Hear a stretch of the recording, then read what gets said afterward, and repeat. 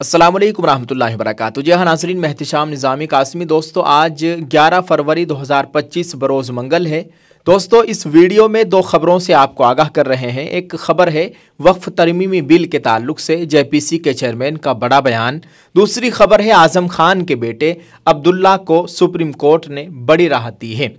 नाज़रीन, आज़म खान के बेटे अब्दुल्ला आज़म खान को सुप्रीम कोर्ट से मिली जमानत। रामपुर म्यूनसिपलिटी मशीन चोरी के इल्ज़ाम में जेल में बंद अब्दुल्ला आज़म खान को सुप्रीम कोर्ट ने बहुत बड़ी राहत दी है। दोस्तों आपको बताएं कि सुप्रीम कोर्ट ने रामपुर म्यूनसिपलिटी स्वीपिंग मशीन चोरी केस में समाजवादी पार्टी के सीनियर लीडर आज़म खान के बेटे अब्दुल्ला आज़म और म्यूनसिपलिटी के साबिक चेयरमैन अजहर अहमद खान को जमानत दे दी है। जमानत भी हो चुकी है। अब्दुल्ला इस वक्त हरदोई जेल में बंद है। जमानत का हुक्म मिलने के बाद उनकी रिहाई का अमल शुरू हो जाएगा। मामला रामपुर म्यूनसिपलिटी की ऑटोमेटिक स्वीपिंग मशीन से मुताल्लिक है, जिसे मुबैना तौर पर जौहर यूनिवर्सिटी मुंतकिल कर दिया गया था। इस मामले में आज़म खान और उनके बेटे अब्दुल्ला और म्यूनसिपलिटी के साबिक चेयरमैन अजहर अहमद खान समेत कुल 7 लोग मुलजिम थे। इक़्तिदार की तब्दीली के बाद SP के साबिक कारकुन और मौजूदा BJP लीडर बकर अली खान ने इस सिलसिले में सदर पुलिस स्टेशन में मुकदमा दर्ज कराया था। इससे कबल इलाहाबाद हाई कोर्ट ने आज़म खान और अब्दुल्ला की दरखास्त जमानत मुस्तरद कर दी थी।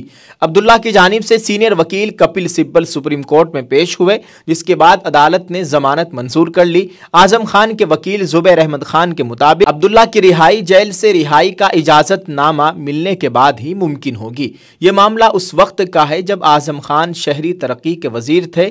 उन पर इल्ज़ाम है कि उन्होंने अपने ओहदे का गलत इस्तेमाल करते हुए म्यूनसिपल मशीन जौहर यूनिवर्सिटी भेज दी थी। नाज़रीन, आप इस ताल्लुक से क्या कहेंगे? कमेंट में अपनी राय ज़रूर पेश कीजिएगा। और दुआ है अल्लाह ताला जो बेकसूर जेलों के अंदर बंद है, अल्लाह ताला सभी के रिहाई के सवाब मुहैया फरमाए, आमीन। जी हाँ दोस्तों, दूसरी खबर है रुकन पार्लियामेंट जगदम्बिका पाल ने वक्फ तरमीमी बिल पर अपोजिशन पर उठाया बड़ा सवाल, मुसलमानों से कही बड़ी बात। वक्फ तरमीमी बिल 2024 से मुतालिक JPC चेयरमैन जगदम्बिका पाल ने कहा कि वक्फ तरमीमी बिल मुसलमानों की फलाह व बहबूद के लिए है। उन्होंने कहा कि वक्फ तरमीमी बिल पर 6 माह तक बात की गई और सभी मेंबरान से तबादला ख्याल किया गया। तमाम अहम तंजीमों से भी बात की गई और सभी से मशवरे तलब किए गए। उन्होंने कहा कि वक्फ तरमीमी बिल पर 14 तरामीम की गई हैं, इसलिए सवाल उठाना गलत है। यूपी के डोमरियागंज के रुकन पार्लियामेंट जगदम्बिका पाल ने कहा कि वक्फ तरमीमी बिल 2024 को इसी पार्लियामेंट सेशन में पेश किया जाएगा। उन्होंने कहा कि वक्फ कानून कोई नया कानून नहीं है, लेकिन अपोजिशन के अराकीन पार्लियामेंट गलत बर्ताव कर रहे हैं और गलत तरीके से इसकी तशरीह कर रहे हैं। उन्होंने कहा कि वक्फ कानून में तरमीम से मुसलमानों की फलाह व बहबूद के लिए काम किया जाएगा। आपको बता दें कि मरकज़ी मोदी हुकूमत ने वक्फ तरमीमी कानून 2024 पार्लियामेंट में पेश किया था, जिसे बाद में ज्वाइंट पार्लियामेंट्री कमेटी यानी JPC के पास भेज दिया गया था।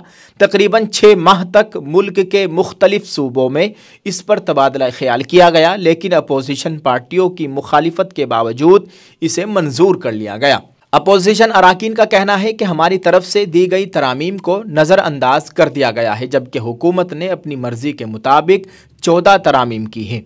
JPC में वक्फ तरमीमी कानून को मंजूरी दिए जाने के बाद अपोजिशन के अराकीन पार्लियामेंट ने इसके खिलाफ एहतिजाज किया और प्रेस कॉन्फ्रेंस में हुकूमत पर गलत बर्ताव करने और डिक्टेटरशिप करने का इल्ज़ाम लगाया।